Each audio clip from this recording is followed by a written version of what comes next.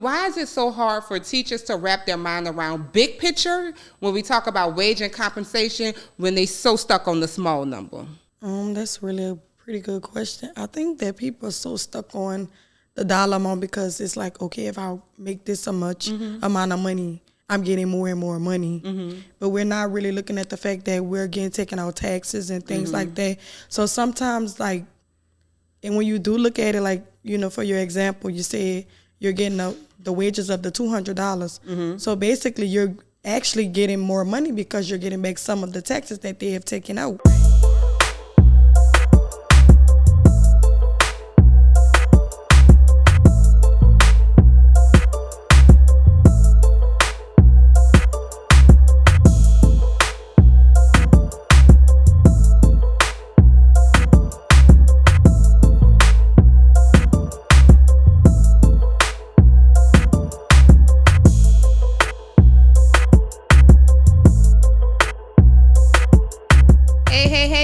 This is me, Coach Stacey B, here with another episode of the Childcare Teacher Chronicles, where we discuss all things childcare, but specifically as it relates to the teacher's point of view. I am here with my guest on today, Clayana Caston, and we will be discussing teacher pay and compensation, but it's a little twist, right? Because we did an interview that gave us the owner's perspective, but now we're about to give the teacher's perspective. So welcome, Clayana. I want you to introduce yourself, tell them who you are, what makes you the perfect person to talk about pay and compensation, and let's get this interview going. My name is Clayana Caston. This has always been my dream. I've just never went to school for it.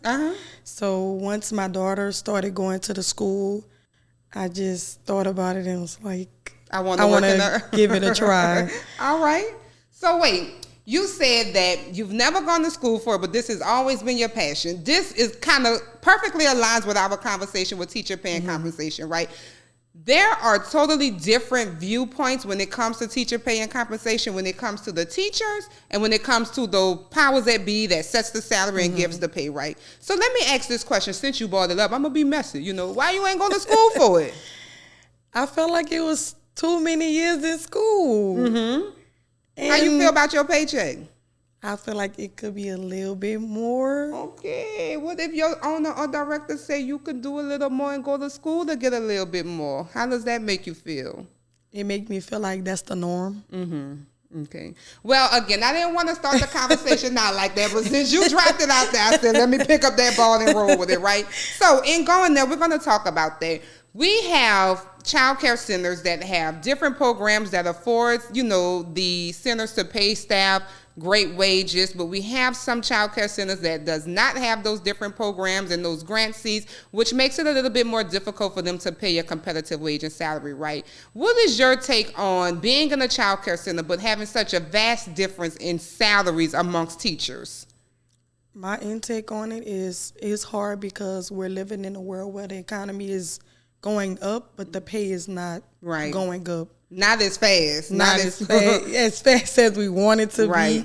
So it makes it kind of hard for parents to bring their kids to school and they don't have the help or they can't afford it. And so how does that impact specifically as it relates to teacher pay and compensation? If we have parents who can't afford child care, who's not, who doesn't fall on the criteria of getting in one of these grant-funded programs, how does that affect your check? It affects my check big because I don't have many students attending the school and I'm not getting paid as I need to be. So that brings me up something that I often say when I talk about teacher pay, compensation, and then the ability for child care centers to really grow in financial capacities, right? Child care centers are not like a restaurant where we could cook more steaks or drop more fries or flip more burgers. We have a capacity. Once we meet that number of capacity, there is no more income we can earn out of tuition, right? So we have to start being smart and creative on how we could bring more funding into our schools. And if I could be honest, and I feel like I'm going to have a very fair conversation with you, but I will share the owner's point of view in some of these topics. If I could be honest, one of the ways that child care centers can generate more revenue is by having more educated teachers. The more education that our teachers get, the more opportunities the center have to apply for different grants.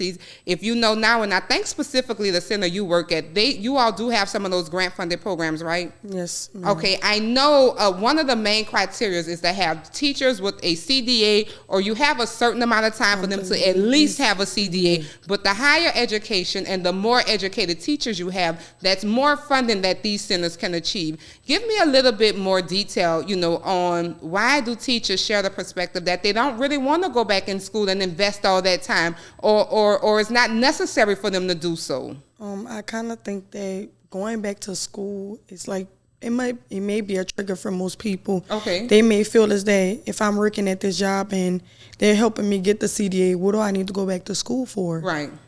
So I kind of think that once they get the CDA, that's where they're like stuck, like, okay, I have my CDA and I think this is where I want to be. Mm-hmm.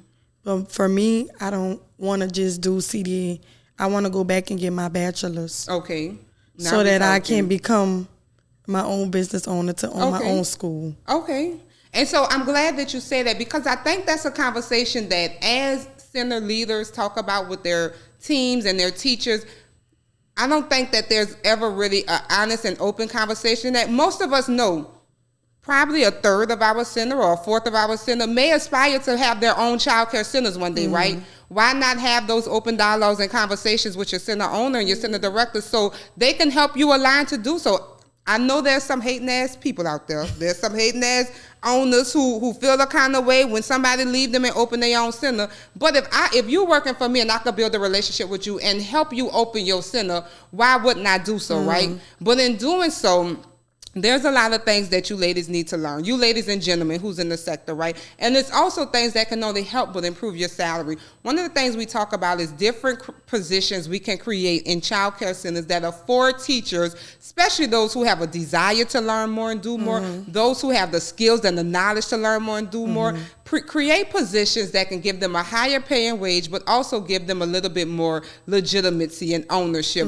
What is your take on that when it comes to creating lanes for you all to get a higher pay in the child care centers? I think that is very important because you have some kids that are on different areas. Some kids are like on normal areas, or some kids may need help. I feel the need that if we are more taught on the challenge kids and the regular kids, that we'll be able to supply the learning for both. So you're talking about more like some kind of specialized training that may make you more of an expert in your center when dealing with certain behaviors and challenges. So that way that you don't get overwhelmed or you know that, okay, I know how to deal with this, and when it comes your way, you know the way to face it. Okay.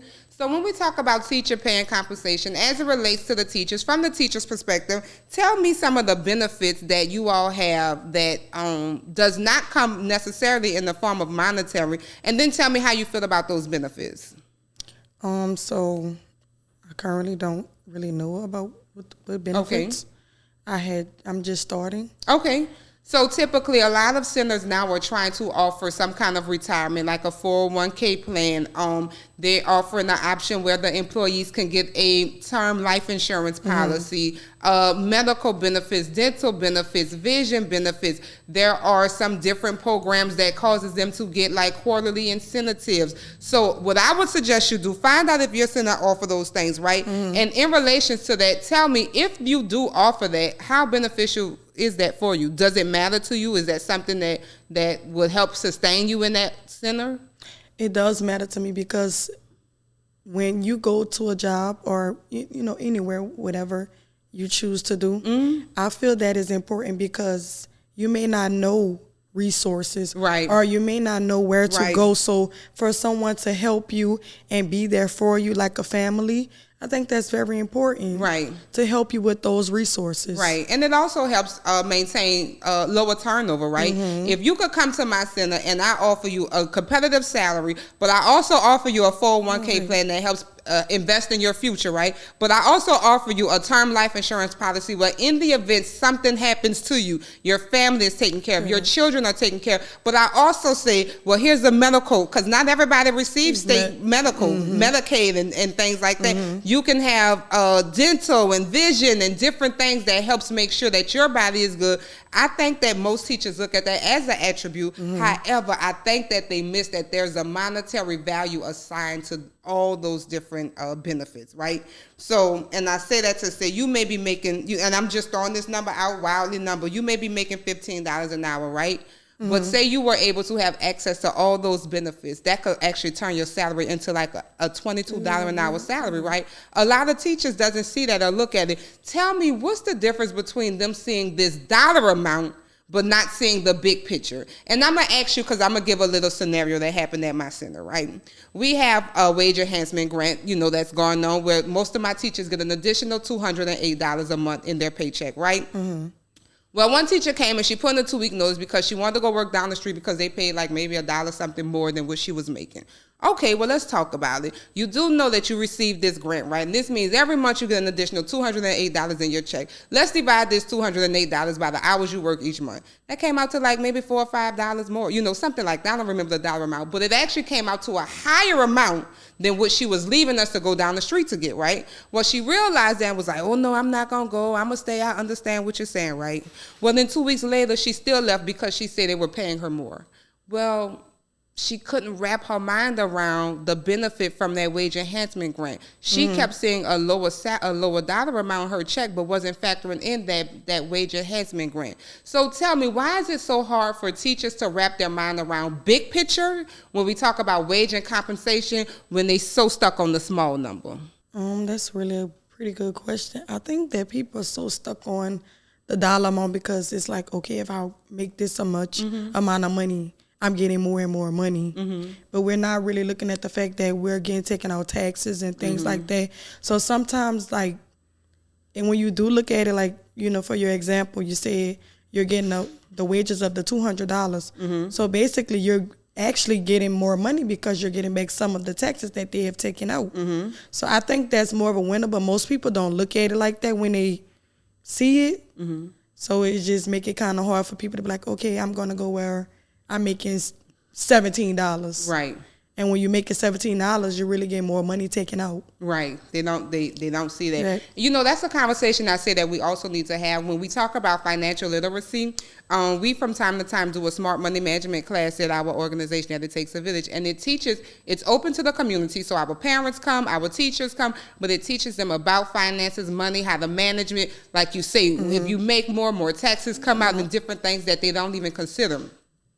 You hitting on that tells me we have some teachers who are very intelligent in this field, but a lot of times they can't see past what they see, right?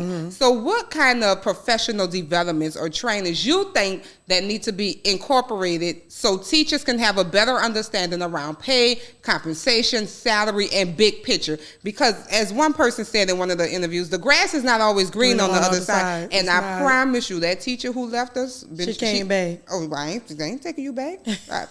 Ain't taking you back. Because that means the next time somebody dangle that carrot over your nose, you're gone. Right. But you got to, and then see, this is my thing. All money ain't good money. Come on, girl. Wait, who listening? All money ain't good money. Come on. It ain't. All money not good money, so that means you got to be selective in what you're doing. So when we talk about teacher pay and compensation, I want to talk about how do you relate your pay in relations to you being recognized and valued as an employee. Do you think your pay speaks to how much your owner or your director values you and what you contribute to the organization? I feel as that my pay is what it needs to be, prior because I do not have a CDA. Okay.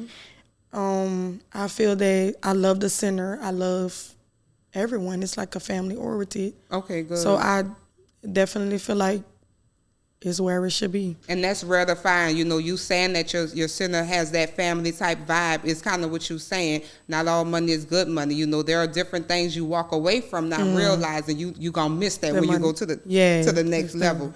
So I had a teacher, and again, another personal situation. I had a teacher who didn't want to sign up for one of the enhancements that we had for them because she didn't want her food stamps to be affected and she didn't want her housing to be affected. Speak to us on the mindset when we're talking about increasing salaries and giving teachers the opportunity to make more money and have more control and financial freedom, but they opt against it because they don't want to relinquish, state subsidies that, that they're attached to.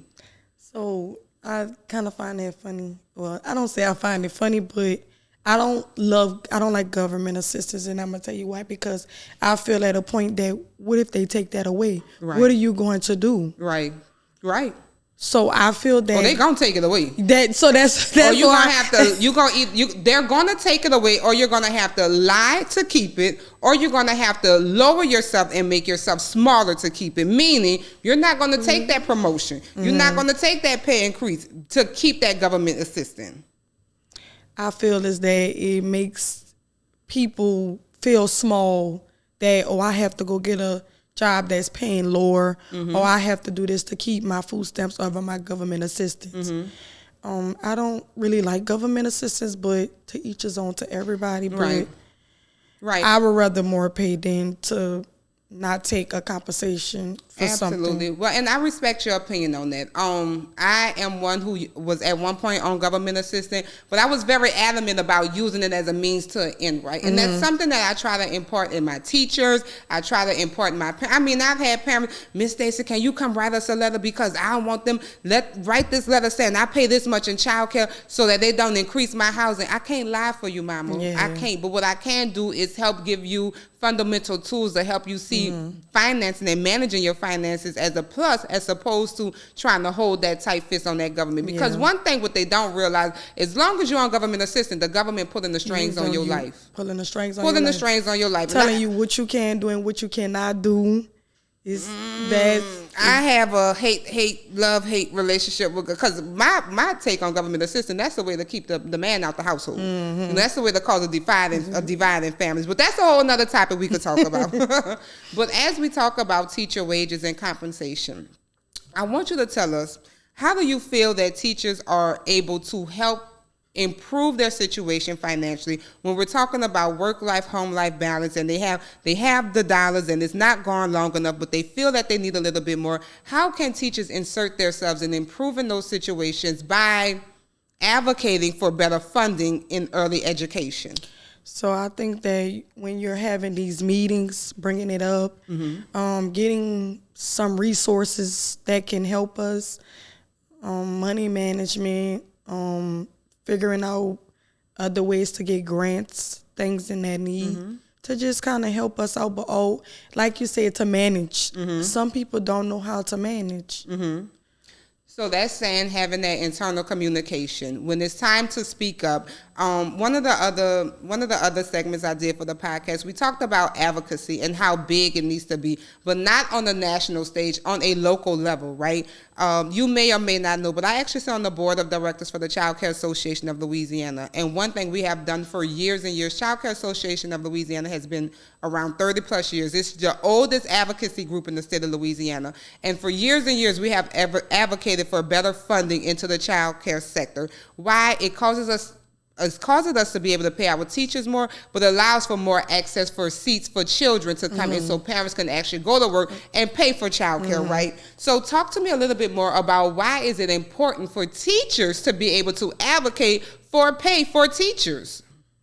I think it's very important because it's like, like I said earlier, you sometimes deal with kids that are on different levels, and having a teacher with lower pay and having to deal with so much, it sometimes stresses the teacher out. So they may feel as that, okay, I'm stressed, I'm at this job, and I'm not getting paid enough. Well, I'll tell you one thing that stuck out to me, in all of the years I have had my early learning center, we've been able to qualify, thankfully and blessed, we have been able to qualify for some of the grant programs, like your early Head Start grant, your Be the 3 seats, your city seats, and things of that matter. But one shocking statistic to me was the number of parents who were able to be certified to be on those grant-funded programs who worked for my center. And that number was so staggering to me because typically you have to be way below the economic ladder to be able to be certified for these programs, right? So what is that saying about childcare teachers and what they are making as salary and wages if they're able to be placed on these programs because they don't make enough financial support to pay for childcare? You have childcare teachers who can't afford to put their children in childcare centers. So that goes back to having that voice and being able to speak up and advocate. And I'm going to challenge you with this as we continue to move the needle further in the early education sector. One thing we have to remember is everybody else can't have a voice for us, right? Mm-hmm. We need to be able to speak up and have a voice for ourselves. So when we talk about who's on the ballot and who's running for different offices, I know your director and owner, she's very big on keeping that personal relationship with those community figures and those state representatives, but that's one person, right? We need everybody, specifically as it relates to early education, to have those voices. So I'm going to challenge you to have those conversations with your staff and your parents. But I wanted to also talk about, as it relates to teacher pay and compensation, how do you think that plays a part with your parent communication and your parent interactions? When we talk about that, I mean in the aspect where, again, a lot of you fall in the same category as these parents, right? Some of us need to apply for the grant funding seats because we can't afford to pay for it. And one of the big misconceptions is because I work at a child care center, my child should be able to go to that child care center for free. Tell me your opinion on that. I don't really think that's necessary because what if you didn't work there? How would you feel? I need you to take a leadership position somewhere. I need you to be the advocacy for that because they don't wrap their mind around that concept. What if you didn't work there? If you was at Walmart, would you ask Mr. Walmart to keep your baby for free? Nothing in this world is free. Right. So again, when we talk about that, how do you think that correlation between you all working in the child care centers and having a ring on dealing with these children day to day, but you have situations where you feel like your pay ain't paying enough, your dollar not dollaring enough, is not long enough, but you have to still deal with these parents and deal with these children and interact every day. How does that play on you, on your personal life? On my personal life, it kind of plays. It doesn't really play because, if this is something that you love, this is your passion. I do feel the need that we do need higher pay because sometimes we have some kids that are not like our kids. Our kids may have structure or have a certain thing, and some kids may not. So sometimes your job does get stressed. So I just feel the need that pay should go up for a teacher because you do deal with a lot. You deal with emotions. You deal with just a human being that's just a child. So I do think it's important. Okay, I think that you are absolutely correct. And this is one thing that I'm going to also talk about when we talk about teacher pay and compensation, the teacher edition. I think that teachers need to be more informed about budgets and the financial management of child care centers. And I say that speaking as an owner and a director that has to manage the budget and myself. I tell directors all the time and owners when I have these conversations with you, I promise you, your teacher know how much money you're bringing in. They're not dumb. They can sit down and count how many kids you have. They can times that by how much your tuition is, and they know exactly at the end of the month how much money you bringing in, right? What they don't know is how much money is going out. And I think that's a healthy dialogue to have with teachers. As you all say, oh, well, I know she can afford to give me an increase. Well, I've been here and I ain't get a big enough increase that I want. Centers need to have that open communication so you all can see what the actual output look like too. When we sit down, one thing I do when I have my management meeting, we talk about budget and finances. Some people are like, I would never talk to my staff about that. No, I need my staff to know. We did make this money. We made $100,000 these last few months. But this is what I had to spend it on. But we've also paid out $92,000 in all of everything we had to cover. Or we had to pay out $111,000. So we ran in the negative. You all not having that information kind of fosters the conversation of, I feel like we should get paid more, we deserve more. And I say that to say there needs to be more of an open dialogue and conversations, not that center owners need to let you all in, but it helps to cause down a lot of that confusion, right? It helps to address the problem before it spread and becomes something big. So I want to wrap up this teacher edition of pay and compensation, but I want you to just kind of chime in and let us know, what do you think that owners or directors need to know when it comes to teachers, their pay and their compensation? When we're in the class, we're dealing with, we're dealing with a lot. What's a lot? Kids have emotions. Sometimes they can't express their feelings. Sometimes they're upset about something that happened. Some kids may be the last meal. some kids may not see mom once she dropped them off. So we're dealing with a lot of personalities. And then you have to go home, and sometimes you deal with your own personality. So it becomes a lot, but I love my kids like they're my own. I love each and one of them. I know their personalities. I study my kids, so. That's why you need to go back and goddamn get your degree so you can go further and better and beyond in this field. That's my dream. That's your dream where you and need I to dream to open that. up my own daycare. Okay, and I can see you doing that. And I believe you have supportive people in your corner who can support that and help you do so. But what you said was very, very important, that children have emotions. There's a lot that teachers have to deal with on a daily basis. So let me ask you this question. You tell me. If you had to choose between getting a $5 increase in your salary or getting a support teacher in your class for 5 hours every day, which one would you choose? I would choose a support teacher. Oh, girl, I like you. Girl, you better be glad that I know your owner and I like her, because I would steal your ass. You know how many people would choose that $5 and then still complain every day about how hard it is in that center when they could have had the help? Support teacher. That support come a long way. That support comes a long way, and that says something about your ability to see the big picture. But as we talk about teacher pay and compensation, I want to talk about as it relates to other professions, specifically the school system, right? We have a lot of teachers in early education who leave early education and go into the school system. Why do you think that is? It's a big difference, because when you're in childcare, you can't label a child as autistic or anything like that, and you can't basically separate them.